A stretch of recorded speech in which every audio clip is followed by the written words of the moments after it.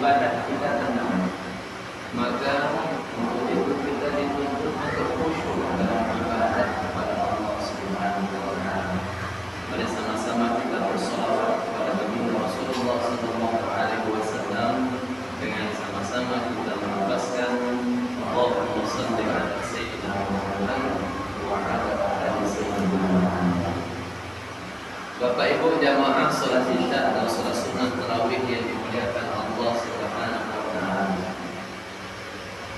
Sebelum kami menyampaikan apa yang hendak kami sampaikan pada malam ini, alhamdulillah kita semua telah memasuki malam yang ke-17.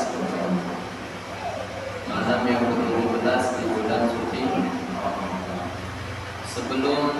Sebelumnya kami nak nanya kepada Bapak, masih semangat Pak?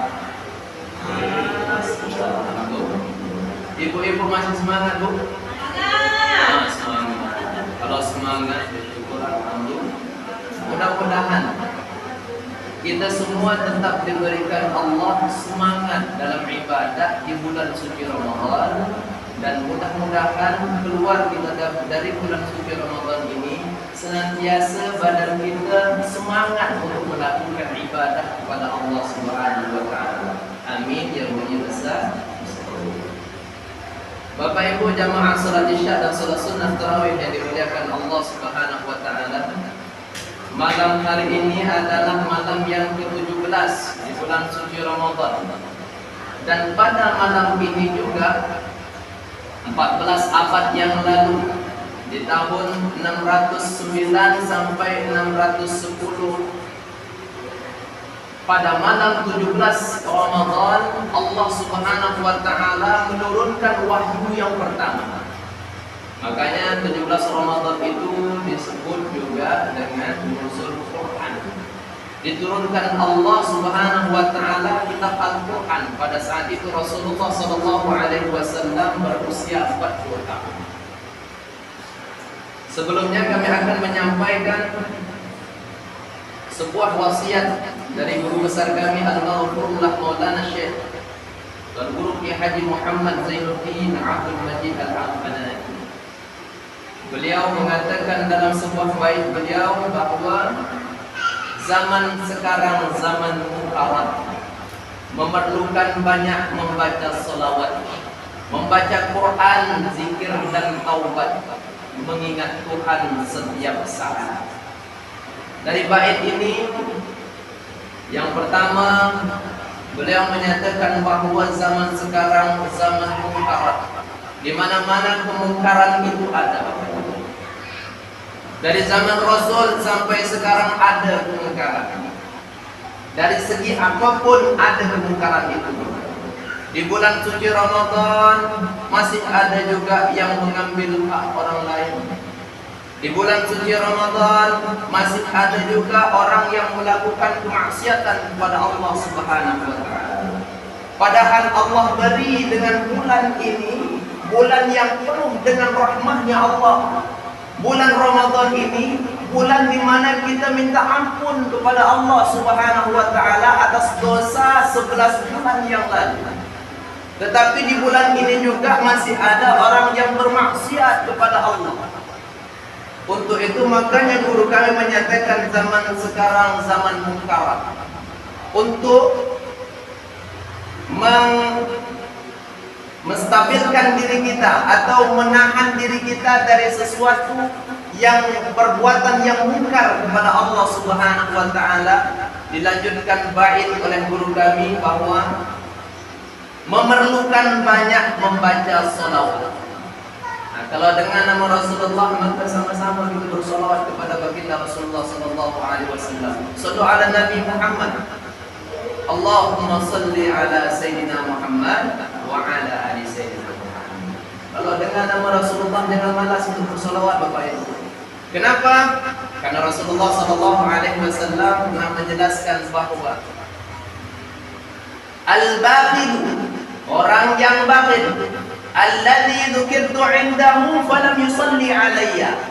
Kata Rasulullah, orang yang bakhil itu alladzi dzukirtu indahu, Orang yang apabila disebut namaku di sisinya, dekat dia namaku disebut, falam yusalli alayya, namun dia enggan untuk bersalawat kepadaku, kata Rasulullah. Orang yang pelit tu, bukan orang yang punya harta tak bersedekah, bukan orang yang punya makanan lebih tak bersedekah yang disebut bakhil. Orang yang paling bakhil daripada bakhil adalah orang yang disebut nama Rasulullah tapi dia tak nak bersalawat kepada baginda Rasulullah sallallahu alaihi wasallam. Di samping kita diperintahkan untuk bersalawat, memperbanyak salawat kepada baginda Rasulullah sallallahu alaihi wasallam, zaman sekarang zaman munkarat memerlukan banyak membaca salawat, membaca Quran, zikir dan taubat. Pada malam hari ini, malam diturunkannya Al-Quran oleh Allah Subhanahu wa Ta'ala kepada baginda Rasulullah sallallahu alaihi wasallam. Pada saat itu pertama kali Rasulullah berkhalwat, mengasingkan diri di Gua Hira, dan pada saat itu Allah perintahkan malaikat Jibril untuk menyampaikan ayat yang pertama kepada baginda Rasulullah sallallahu alaihi wasallam, yakni surah Al-Alaq. Bismillahirrahmanirrahim. Iqra bismi rabbikal ladzi khalaq, khalaqal insana min 'alaq. Iqra wa rabbukal akram alladzi 'allama bil qalam, 'allamal insana ma lam ya'lam. 5 ayat inilah yang pertama kali Rasulullah sallallahu alaihi wasallam diturunkan oleh Allah, diperintahkan oleh Allah, Iqra, bacalah. Makna baca adalah mengajarkan kita sebagai umatnya baginda Rasul. Kita diperintahkan untuk belajar, Bapak Ibu. Ayat ini menerangkan agar kita belajar apapun hal yang tidak kita ketahui. Silakan belajar. Tak paham membaca Quran, pelajari Quran, Bapak Ibu. Tak bisa juga kita dah tua, lidah dah keras dah Ustaz nak belajar, maka pelan-pelan, tak bisa untuk merubah sekali langsung, tak bisa. Setidaknya kita ada usaha untuk belajar. Itu yang terpenting. Allah tidak melihat dari apa yang kita pelajari dan apa yang kita bisa, Bapak Ibu, tapi Allah melihat usaha seseorang itu. Bapak Ibu jamaah salat Isya dan salat sunnah tarawih yang dimuliakan Allah Subhanahu wa Ta'ala, terkhusus pada malam hari ini kami akan menyampaikan tentang Quran, di mana malam ini Allah turunkan Quran pada saat itu di tahun 609 sampai 610 Hijriah Masehi. Pada saat itu Rasulullah berusia 40 tahun. Maka pada malam hari ini di tanggal 17 Ramadan kami akan membahas tentang Quran, di mana kita yang di bulan suci Ramadan ini juga dikenal dengan Syahrul Quran, bulannya Quran. Bulan Quran di mana-mana di masjid setelah tarawih kita dengar orang menyerukan membaca Quran di masjid-masjid, Bapak Ibu. Tetapi yang terpenting dari hal itu bahwa Rasulullah sallallahu alaihi wasallam pernah bersabda. Kata Rasulullah sallallahu alaihi wasallam, "Alladzi yaqra'ul Qur'ana wa huwa mahirun fihi lahu ajrani." Alladzi yaqra'ul Qur'ana wa huwa mahirun fihi ma'as safaratil kiramil bararah. Orang yang membaca Quran, dalam membaca Qurannya itu fasih, bagus bacaan Qurannya itu, maka orang tersebut akan dikumpulkan oleh Allah Subhanahu wa Ta'ala bersama malaikat-malaikat Allah kelak di yaumil qiyamah. Kemudian dilanjutkan oleh baginda Rasulullah sallallahu alaihi wasallam, wa idza quri'atil Quran, dan ada juga orang yang membaca Quran. Dalam membaca Quran itu wa yatata'u fihi, dalam membaca Quran itu berat, repot, Bapak Ibu. Misal lidah kita dah agak dah dulu kita nak belajar agak susah sikit. Lidah dah keras, macam lidah itu dah ada tulang. Susah nak nyebut huruf ta, lebih-lebih dah tak ada gigi. Sebutkan huruf ta, gigi di lidah di kedua gigi. Telus semua suara kita tu. Maka sulit, repot kita nak membaca Quran tadi. Wa yatata'u fihi syaqqun lahu ajrani. Tak apa-apa Bapak Ibu, tetap kita belajar walaupun repot kita nak membaca Quran tersebut. kita tetap mendapatkan 2 pahala dari Allah Subhanahu wa taala. Yang pertama, rekod kita membaca Quran. Yang kedua yang Allah nilai adalah usaha kita dan kita menyimak apa yang dibaca sahabat kita, teman kita, anak kita, kita dengar, kita simak. Allah Subhanahu wa taala berfirman dalam Al-Qur'an bahwa kata Allah, wa idza quri'atil Qur'an, apabila dibaca Quran, fastami'u, dengan anak-anak. Fastami'u, dikala kawan mikir lagi tadarus, fastami'u, simak. Ini perintah Allah. Simak, jangan mikir main HP. Dah, HP itu setan. HP itu setan. Maka lepaslah setan itu dari dirimu. Dikala dibacakan Quran, Allah perintahkan kita untuk fastami'u wa ansitu, perhatikan, tengok Quran. Supaya apa? La'allakum turhamun, agar kita mendapatkan rahmat dari Allah Subhanahu wa taala. Orang yang membaca, orang yang mendengar orang lain membaca Quran, dia akan mendapatkan pahala yang sama sebagaimana orang yang membaca Quran tersebut. Maka dikala kawan kita membaca Quran, simak, jangan kita sibuk dengan hal kita. Paham dong? Ini anak-anak itu, maksudnya tembak anak kena ibu bapa. Nah, jadi maksudnya dikala kita mendengar bacaan Quran, kita simak Bapak Ibu, kita akan mendapatkan pahala yang sama. Anak kita membaca Quran, kita tak tahu membaca, maka kita cukup nyimak saja, kita dah dapat pahala. Lebih-lebih di bulan suci Ramadan ini, pahala akan dilipat gandakan oleh Allah Subhanahu wa taala sampai 70.000 kali lipat Bapak Ibu. Makanya orang itu berdoa sebelum datangnya Ramadan. Banyak ulama, banyak imam-imam, kiai, wal guru berdoa di masjid-masjid. Allahumma barik lana fi Rajab wa Sya'ban wa ballighna Ramadan. Ya Allah, berkahilah kami di bulan Rajab, berkahilah kami di bulan Sya'ban, dan sampaikanlah usia kami di bulan Ramadan. Jangan sampai setelah sampai kita di bulan suci Ramadan, kita sia-siakan Bapak Ibu. Karena dikala Ramadan itu telah berlalu, penyesalan sudah tidak ada lagi. Dikala kita untuk menyesal, kita telah ditinggalkan Ramadan, bulan yang penuh dengan maghfirah Allah, rahmat Allah, ridha Allah di bulan suci Ramadan itu, kita sia-siakan. Kalaulah nasi sudah jadi bubur, masih dapat kita buat nasi bubur Bapak Ibu. Tapi kalau ibadah di bulan Ramadan itu, kemudian kita sia-siakan, dah bukan nasi jadi bubur lagi, Bu. Nasi dah jadi bubur basi pula, dah tak dapat kita gunakan apa-apa lagi. Bapak Ibu jamaah salat isya dan salat sunnah tarawih yang dimuliakan Allah Subhanahu wa taala. Dikala kita membaca Quran, hendaklah kita beradab. Dalam kitab Adabul Quran, dalam kita membaca Quran, hendaklah kita beradab. Pertama, sucikan diri kita. Silakan wudu. Karena Al-Quran adalah kitab yang suci, diturunkan Allah Subhanahu wa taala di bulan yang suci kepada nabi yang suci, maka membaca Quran harus dalam keadaan suci. Kalau ada paham orang yang boleh membaca Quran dalam keadaan haid, maka tinggalkan orang itu Bapak Ibu. Karena Al-Quran suci. Jangankan kita dalam keadaan haid itu membaca, menyentuh lemari yang ada Quran pun tidak boleh. Menyentuh lemari yang ada Quran saja tidak boleh. Kenapa? Karena kita memuliakan Al-Quran, itu adalah kalamullah yang harus kita muliakan. Jangan sampai ada paham memang dalam keadaan haid boleh membaca Quran. Kalau seandainya dalam keadaan haid boleh membaca Quran, maka suruhlah dia solat, karena dalam solat itu dia membaca bacaan Quran.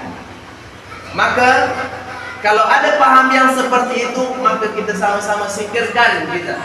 Dengan paham yang seperti itu, kita tolak bahwa Al-Quran tidak boleh membaca kecuali dalam keadaan suci. Bagaimana kalau kita hendak tidur Bapak Ibu? Hendak tidur maka niatkan zikir. Contoh, kita senantiasa sebelum tidur kita membaca surah Al-Ikhlas 3 kali, Al-Falaq 3 kali, Al-Falaq 1 kali, An-Nas 1 kali. Niatkan zikir kepada Allah. Kalau niat zikir boleh. Ini bacaan yang kita hafal. Kalau Al-Quran itu kalau kita hafal 30 juz misalnya, maka kita dibolehkan dalam keadaan haid menurut mazhab Imam Malik. Dalam mazhab yang lain tidak boleh Bapak Ibu. Mazhab Imam Malik boleh dia murja'ah, mengulangi hafalannya itu satu hari cuma satu juz.